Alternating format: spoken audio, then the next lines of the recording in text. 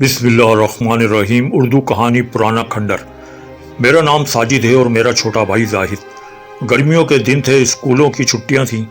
मैं मैट्रिक में और जाहिद 9th में था।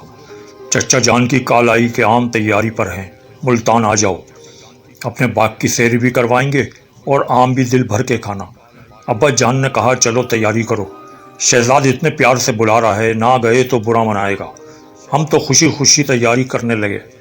आखिर वो दिन भी आ गया जब हम मुल्तान रवाना हो गए। हम वहाँ पहुँचे तो सब ने पुरतपाक इस्तकबाल किया।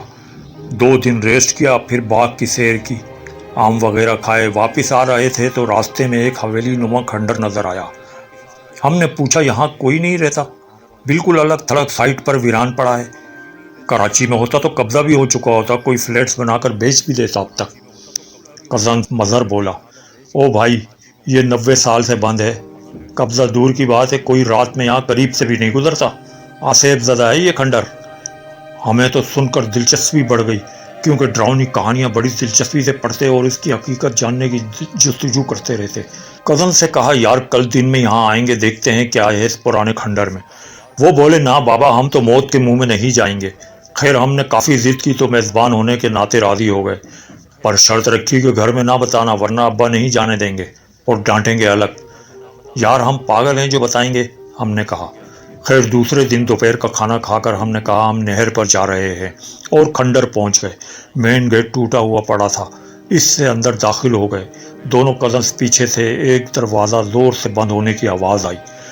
दोनों भाई भागने लगे और हमें भी बुलाने लगे। हमने कहा रुको तो यार, कुछ नहीं होता।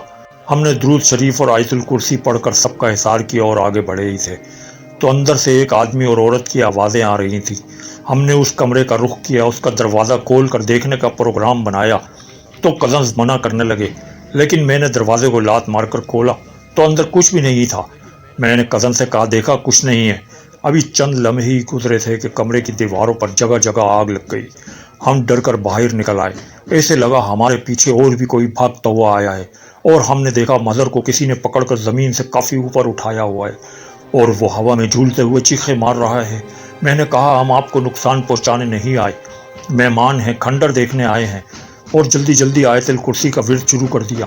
ऐसा लगा जैसे किसी ने उसे छोड़ा तो वो नीचे आकर गिरा और बेहोश हो गया। हम छोड़कर भाग भी नहीं सकते थे।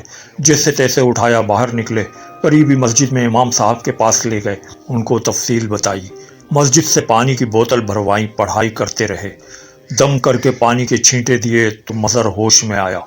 वो अपना सीधा कंधा पकड़कर तकलीफ से दबा रहा था कि मुझे किसी ने इस जगह से पकड़कर एक हाथ से उठाया हुआ था। हम लोगों को इमाम साहब डांटने लगे कि तुम लोग वहाँ क्यों गए। वो कह रहे हैं कि उनके बच्चे ज़मीन पर बैठे खेल रहे थे, इसका पाँव एक बच्चे की रीढ़ की हड्डी पर पड़ा तो वो शदीद तकलीफ में मुब्तला हो गया है। शुक्र करो मरा नहीं, वरना ये बदला लिए बगैर नहीं छोड़ते। उन्होंने पानी की बोतल दी कि ये पिलाते रहना, कम हो तो और मिला लेना, 2-3 दिन में बिल्कुल ठीक हो जाएगा। बचत हो गई, शुक्र करो। हम लोग बाहर निकले और नहर पर आ गए। शाम को जब हालत बेहतर हुई, खौफ उतरा, फिर हम घर गए। घर वालों को कुछ पता नहीं चला। हम चारों अपने कमरे में सोते थे, लेकिन सुबह जब उठे तो मज़हर की आंखें खुली थीं, पर वो लाश की तरह पड़ा था, हिलजुल भी नहीं सकता था। हमने पानी के छींटे मारे और हलक में पानी डाला तो आधे घंटे बाद बिल्कुल फ्रेश हुआ। 3 दिन उसकी यही हालत होती। हम अपने तौर पर दुरूद शरीफ और आयतुल कुर्सी पढ़कर फूंकते रहे। बेशक अल्लाह पाक का कलाम सबसे अफजल और ताकतवर है। शुक्र है अब वो बिल्कुल ठीक है। उसके बाद हमारा ये शौक हमेशा के लिए मर गया और ये बहादुरी भी ख़त्म हो गई कि यार कुछ नहीं होता। और हमने अपने कज़न से बहुत माजरत की कि उन्हें हम ज़बरदस्ती लेकर गए।